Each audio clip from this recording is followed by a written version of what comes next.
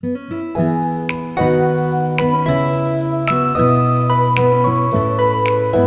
guys, my name is Norm. Welcome to the Board Game Museum, and today I'm going to be reviewing and showing you how to play the card game 3 of a Kind.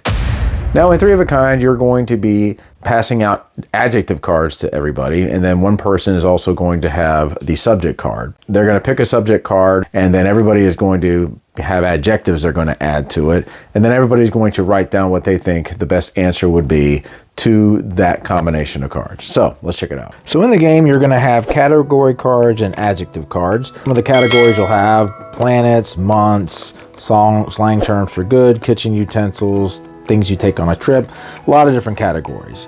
You're also going to have adjective cards, and I'll just go ahead and show you some of the adjective cards. Most dramatic, heaviest, most likely to become a hippie, safest, things like this. Now, in the beginning of the game, everybody's going to receive 2 adjective cards, and they're each going to pick one. The person who starts with the dealer is going to also receive 2 category cards. So let's say I'm the dealer, and I'm looking at this, and I'm going to pick things in an office. And this is going to go ahead and be the category. So now each person, again, is going to look through their adjective cards. Let's just say I decide I'm going to pick most magical. Let's say player 2 picks smelliest, and let's say player 3 picks the brightest. So now what we're going to do is we each have these little dry erase boards over here.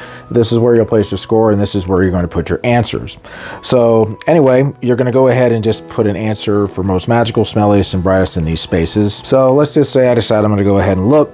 Most magical, let's just say I say a computer. Smelliest, I'll say trash can. And let's say for the brightest, I put the lamp. So what's going to happen is after everyone is finished, and I'll start with my answer, which is most magical. Now, what I'm hoping is that people are going to go ahead and place the same answer that I do. And if they do, I'm going to score points, and the player that also wrote the same answer will also score points.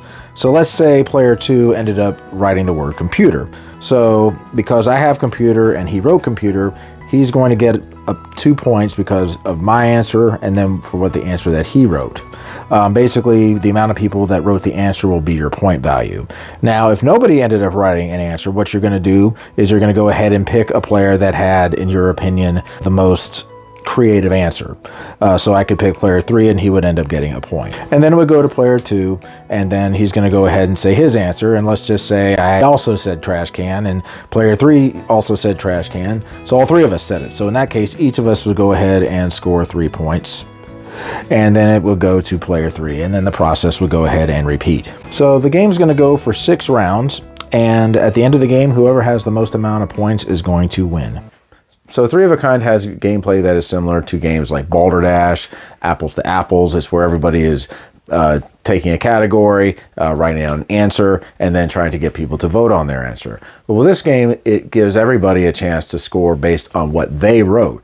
Typically, you're going to have games that are going to have one person that everybody's going to try to score off of.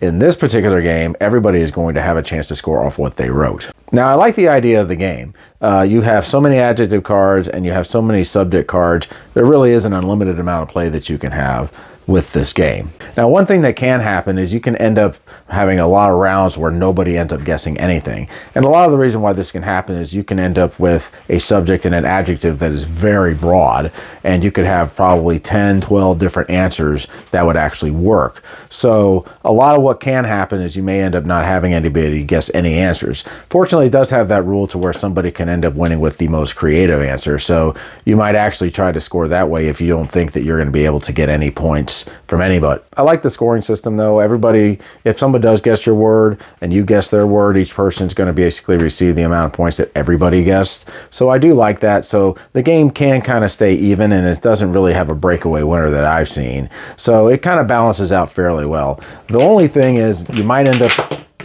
in a situation where the only thing is you may end up in a situation where you may have several turns where nobody guesses anything.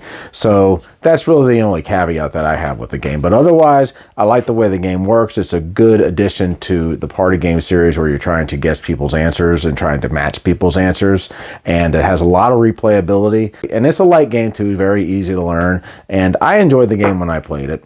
So anyway, guys, that's my review of 3 of a Kind. We'll see you. Keep on gaming. Thanks for watching, everybody. Subscribe and like. And comment. And click and Share. Share. And have fun. Have a lot of fun. That's what you gotta do. Mine is this way. No, you're not. Mine is mine. Right?